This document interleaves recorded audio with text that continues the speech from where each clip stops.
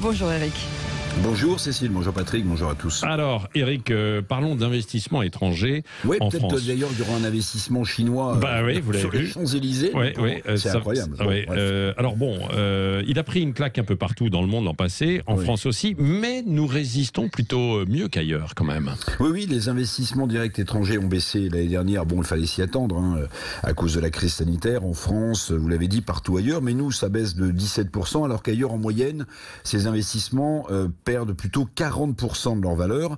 Alors si je regarde dans le détail pour la France, au total, l'an passé, ce sont 1215 projets quand même, qui ont été financés dans l'Hexagone, ce qui a permis de maintenir, de créer aussi 35 000 emplois dans la recherche et développement, mais surtout dans le secteur, écoutez bien, de la santé ou des biotechnologies, plus 40%. Alors, des projets, évidemment, j'ai vu votre oreille se dresser, Patrick, parce que des projets dans le secteur de la santé ou dans la recherche et développement, évidemment, ça attire l'attention dans un pays comme le nôtre qui n'a pas su produire à ce stade un vaccin ou financer des startups comme Valneva, vous en souvenez, à Nantes. Ouais. Donc attention quand même à l'effet de loupe, parce qu'on peut se glorifier des investissements directs étrangers dans la santé ou dans la biotech, mais qui en a bénéficié en cas de crise sanitaire? Pas forcément la France. Donc sujet de vigilance, d'autant que dans le détail, 2/3 des investissements étrangers viennent de l'Europe, avec une poussée des investissements irlandais et néerlandais sur notre sol.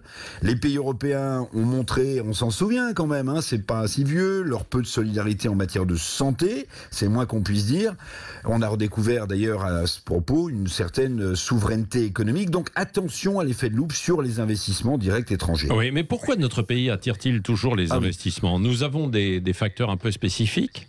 Oui, alors bon, il y en a un traditionnel qu'on met toujours en avant, et celui-là, il changera jamais. C'est que notre pays, la France, elle est géographiquement, évidemment, centrale en Europe. Bon, il y a aussi la qualité de ses infrastructures, la qualité aussi de la formation de tout à chacun dans ce pays. Souvent, on nous envie nos mathématiciens ou nos chercheurs. Du coup, assez mécaniquement, la France aspire une partie, vous savez, du plan de relance de 750 milliards d'euros sur la table par Bruxelles pour relancer l'économie européenne. Bon, ça, c'est un facteur, je dirais, structurant et actuel.